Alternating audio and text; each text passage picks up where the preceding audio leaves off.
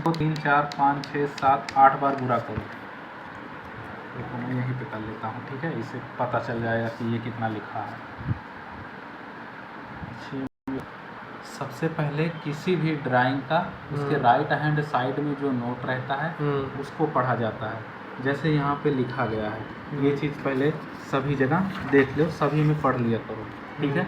सबसे पहले नोट्स में लिखा हुआ है all dimensions are in mm unless otherwise specified. जितने भी यहाँ पे डायमेंशन लिखे हुए हैं, यहाँ 4900 लिखा हुआ है, यहाँ 6 मीटर 125 लिखा हुआ है, ये भी 6 मीटर 125, ये भी 6 मीटर 125, ये सब पूरा मिला के 49 मीटर है। यहाँ पे 49 मीटर लिखा हुआ है, 49,000। ऐसे ही इस साइड में लिखा हुआ है 5500 दो बार लिखा हुआ है। सेंटर टू सेंटर पूरा ए से लेकर बी ग्रिड तक 11 मीटर हो जाएगा, मतलब 11,000। 1 मीटर बराबर 1000 mm और 1 सेंटीमीटर बराबर 10 mm। 1 सेंटीमीटर बराबर 10 mm, 1 मीटर बराबर 100 सेंटीमीटर, ठीक है। तो यहाँ 11,000 लिखा हुआ है, 11,000 mm बोल सकते हैं, या 1100 सेंटीमीटर बोल सकते हैं, या 11 मीटर बोल सकते हैं, ठीक है।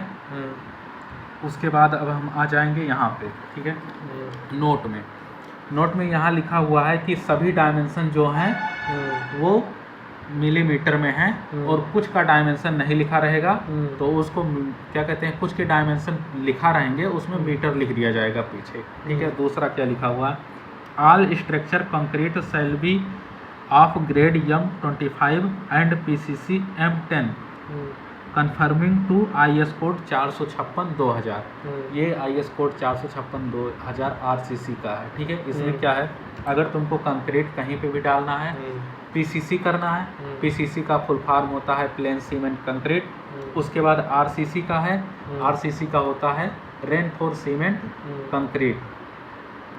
इतना ही होता है, सीमेंट कंक्रीट, रेनफोर्स सीमेंट। इसमें डायरेक्ट रेनफोर्स में ही सी वाला एक सी डाल देता है। उसके बाद दूसरा जो सी रहता है वो कंक्रीट है, ठीक है। उसके बाद हम लोग आ जाएंगे यहाँ पे तीसरा, all reinforcement bar shall be of grade FE 500 confirming to IS 1786 1985। कोई भी स्टील का ग्रेड पूछ सकता है, स्टील कितने ग्रेड का, कौन से ग्रेड का यूज कर रहे हो, तो स्टील यहाँ पे लिखा हुआ है 1786 1985। हर ड्राइंग में लिखा रहेगा, हर ड्राइंग में इतना चीज़ तुमको दिया रहेगा कौन से ग्रेड का यूज करना है। और ग्रेड नहीं है, ये तुम्हारा IS कोड है 1786 1985, ये तुम्हारा IS कोड है, कौन से ग्रेड का यूज कर रहे हो। FE 500, FE 500 लिखा है। FE 3 ग्रेड का होता है, FE होता है 415, FE 500, FE 550, 3 ग्रेड का होता है। तो FE 500 क्या होता है, ये उसकी फ्लेक्सिबिलिटी होती है।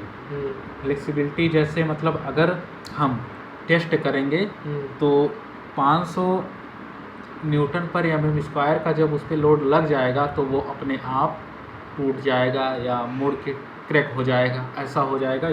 ये उसका ग्रेड बताता है कि इतना स्ट्रेंथ के बाद वो टूट जाएगा, फेल कर जाएगा, ठीक है। उसके बाद तीसरा लिखा हुआ है unless noted otherwise lap length shall be 48 times of dia of rebar. इसमें क्या है, जो लैप लेंथ देंगे, जो हमारा लैप रहेगा, जैसे ये 46 मीटर का है, 46 मीटर में अगर बीम आएगा तो 16 का सरिया जा रहा होगा। जो 16 का सरिया जाएगा या 46 मीटर कौन है, ये 49 मीटर है। अच्छा, हाँ, 49 मीटर है। तो इसमें क्या है, यहाँ से लेकर यहाँ तक उनको सरिया डालना पड़ेगा सीधा, अगर बीम आ रहा है तो। यहाँ पे बीम का भी लोकेशन दिखाया है, बीम हमारा डाला जाएगा सेक्शन बीम हमारा, ये देखो डिटेल्स ऑफ प्लिंथ बीम, यहाँ बीम का डिटेल दिया हुआ है। इसका मतलब बीम यहाँ से लेकर यहाँ तक टोटल जाएगा। जब यहाँ तक टोटल जाएगा तो इतना मीटर का सरिया आता नहीं है। कितने मीटर का सरिया आता है, 12 मीटर का।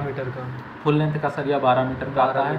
उसका टॉलरेंस कितना रहता है, +-3% वेट उसका +-3% हो सकता है वेट उसका, ठीक है। तो इसमें क्या रहेगा कि 12 मीटर के बाद हमको लैप देना पड़ेगा, तभी वो सरिया यहाँ तक जा पाएगा 49 मीटर तक। तो लैप देने के लिए इसमें लैप लिखा है 48 टाइम्स, मतलब अगर हम लैप दे रहे हैं तो 48 गुड़े dia of bar, dia of bar 10 mm का, कितने mm का यहाँ लग रहा है, लिखा हुआ है देखो 1 2 3 4 5 6 लिखा हुआ है 3 नोज 16 फाई TS, मतलब 16 का 3 सरिया टॉप लेवल में टॉप वाले पे लगेगा और उसके बाद 16 का 3 सरिया बॉटम लेवल में लगेगा, मतलब टॉप एंड बॉटम दोनों लिखा हुआ है यहाँ पे। उसके बाद इसका स्टिरअप कितने का रहेगा, स्टिरअप लिखा हुआ है 8 phi stirrup 200 centre to centre spacing 2 set. 2 set क्या होता है, ये होता है एक 2 लेग, एक सिर्फ वैसे लेग लिख देगा, नहीं कुछ नहीं लिखता है। तो इसमें 2 प्रकार का स्ट्रक्चर बन रहा है बीम में, देखा जाए तो बीम में क्या बन रहा है अभी बाद में इसको बताएंगे, पहले हम ये चीज़ कंफर्म कर लेते हैं, ठीक है। इसमें लैप अगर हमको देना पड़ेगा तो 48 टाइम्स इसमें लिखा हुआ है, लेकिन अक्सर ड्राइंग में 50 टाइम्स लिखा रहता है, बहुत तर यहाँ 48 लिखा हुआ है तो हम 48 का यूज़ करेंगे, 50 लिखा रहता है वहाँ 50 का यूज़ करेंगे। तो जैसे 10 का सरिया है 50 टाइम्स करेंगे तो 500 mm का लैप देंगे, तो 12 मीटर के सरिया में 500 mm लैप देंगे, दूसरा 11 मीटर 500 बच जाएगा, क्योंकि 500 का लैप दे चुके हैं। उसी तरह यहाँ 48 टाइम्स है तो 16 का 48 बार गुणा करेंगे, जितना आएगा उतना लैप देंगे, उससे कम लैप नहीं देंगे, उससे ज़्यादा भी लैप नहीं देंगे, ठीक है। तीसरा एक आ जाओ, minimum clear cover for foundation shall be 55 mm 55 mm। ये फाउंडेशन का जो भी जितना भी कवर रहेगा यहाँ पे पाइल फाउंडेशन आएगा, वो ये देखो ये सब फाउंडेशन है पाइल का, उसके बाद ये भी फाउंडेशन है, उसके बाद ये पाइल कैप है, ये सब इसका प्लान है, अभी इसमें आएंगे, पहले सब चीज़ पढ़ें। तो फाउंडेशन का 55 mm हर किसी का रहना चाहिए, 50 mm इसमें लिख दिया है 55 mm, 50 mm या 75 mm का कवर अक्सर दिया जाता है, ठीक है। तो दूसरा क्या लिखा हुआ है, उसके बाद minimum clear cover for pile and pile cap shall be 75 mm, 75 mm इसमें लिखा हुआ। पाइल कैप और पाइल और पाइल कैप जानते हो क्या होता है? पाइल और पाइल का पाइल हो गया वो जो नीचे पाइल का जो ऊपर रहता हुआ है। हाँ, जैसे यहाँ पे ये तुम्हारा जो रहेगा ये नीचे जो दिखाया है ये पाइल है और इसके ऊपर जो जा रहा है ये पाइल कैप, ठीक है, पाइल कैप। उसके बाद फुटिंग भी बोल सकते हैं इसको, फुटिंग या पाइल कैप दोनों बोल सकते हैं, ये तुम्हारा कॉलम रहता है, ठीक है। अब यहाँ पे जाए, उसके बाद लिखा हुआ not more than 50% bar shall be spliced at one location at lap shall be staggered, मतलब जो लैप रहना चाहिए वो लिखा हुआ है, 50% से ज़्यादा लैप नहीं होना चाहिए।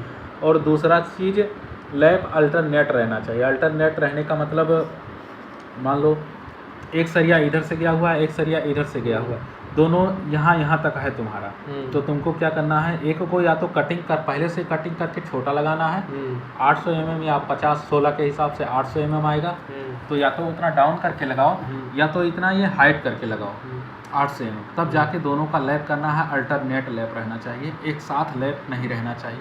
किसी भी स्ट्रक्चर में कहीं पे भी काम करो वहाँ पे लैप एक साथ नहीं रहना चाहिए। उसके बाद ये all members shall be cut out to shape and poke to fit by field। जितना भी मेंबर हम कटिंग करें या जितना भी मेंबर हम बना रहे हैं, पाइल करके बना रहे हैं, कॉलम बना रहे हैं, सब एक लाइन लेवल और साथ में फिनिशिंग के साथ रहना चाहिए। ये इतना डायरेक्शन है इसका।